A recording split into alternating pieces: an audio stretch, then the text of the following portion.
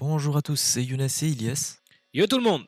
Et aujourd'hui, on se retrouve pour une nouvelle vidéo où l'on va s'attaquer à un manga plutôt méconnu qui pourtant en vaut réellement le détour. Vous l'aurez compris, on s'attaque aujourd'hui à Deadman Wonderland et on commence tout de suite.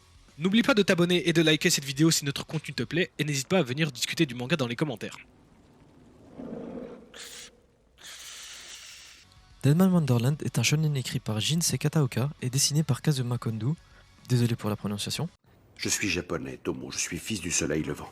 Arigato. Prépublié dans le Monthly Shonen Ace entre 2007 et 2013, celui-ci a été par la suite compilé en 57 chapitres regroupés en 13 tomes.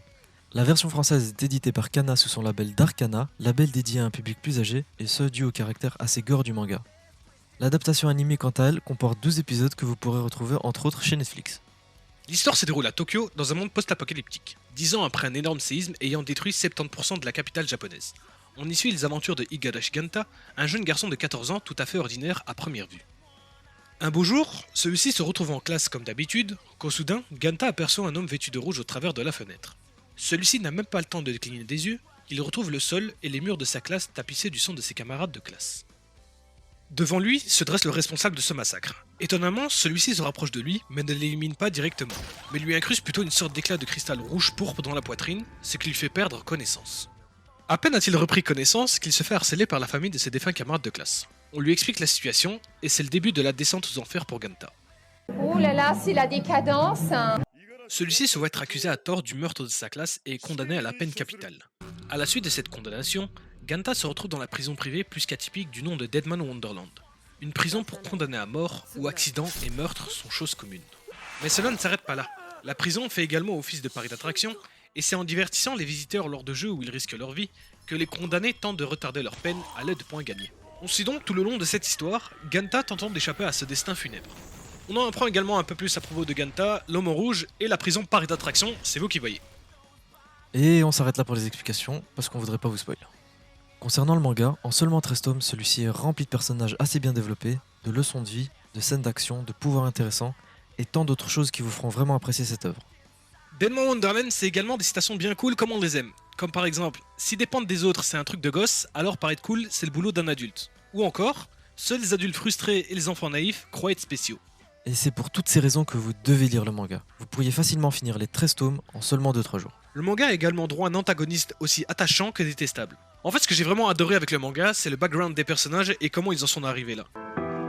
J'ai une histoire. J'ai un background. Parlons un peu de l'adaptation en animé. Je pense que vous aurez compris, je suis plus le lecteur de notre duo, donc j'ai quelques critiques à faire en plus car j'ai eu accès à plus de contenu. Comme beaucoup d'œuvres malheureusement, l'anime ne suit pas du tout la trame de l'histoire et il y a un manque cruel d'informations pour une personne qui regarde l'animé sans avoir conscience de l'histoire d'origine. On peut citer par exemple Tokyo Ghoul, Claymore ou même Akame ga Kill. Ces animés-là, je les classe dans la catégorie perfide. Je m'explique. Dès l'entrée de Ganta dans la prison, il doit faire normalement la rencontre d'un personnage crucial au déroulement de l'histoire et au développement de celui-ci et de l'homme en rouge. Forcément, si on retire des personnages à l'histoire, on se sent vite largué et on manque d'informations cruciales à l'histoire si on n'a pas lu le manga comme Younes. Et là est tout le problème de Deadman Wonderland. Dès le départ, la direction artistique avait pour but de ne jamais finaliser l'œuvre, à mon humble avis, mais de simplement promouvoir le manga à travers ce semblant d'adaptation, ce qui est vraiment dommage car le manga a tellement de potentiel. Par contre, rendons à César ce qui appartient à César. L'anime a un opening de génie et des OST incroyables qui accentuent encore plus le milieu carcéral qu'est Deadman Wonderland. Et les scènes de combat sont vraiment bien agencées, même si ça reste quand même bien shonen.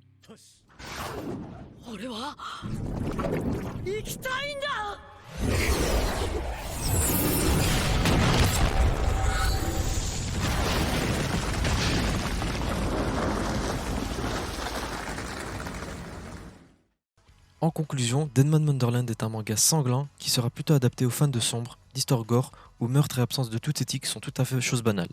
En somme, pour les gros détraqués comme on les aime. Comme dit plus haut, l'anime en vaut vraiment pas la peine et les seules choses qui envahissent réellement la chandelle sont les OST, l'opening et quelques scènes de combat. Donc on vous invite plutôt à lire le manga avec les OST en boucle dans vos écouteurs, vous nous remercierez plus tard. Et vous pouvez déjà nous remercier à l'avance en vous abonnant et likant cette vidéo, cela nous aiderait grandement à continuer, ça nous fait grave plaisir aussi. On vous invite également à mettre en commentaire ce que vous avez pensé de cette vidéo et si vous comptez lire ou relire le manga après cet épisode. Ça sera tout pour nous, merci de nous avoir suivis jusqu'au bout de cette vidéo. Sur ce YouTube, on se revoit dans une autre vidéo, des bisous et à la prochaine. Jane!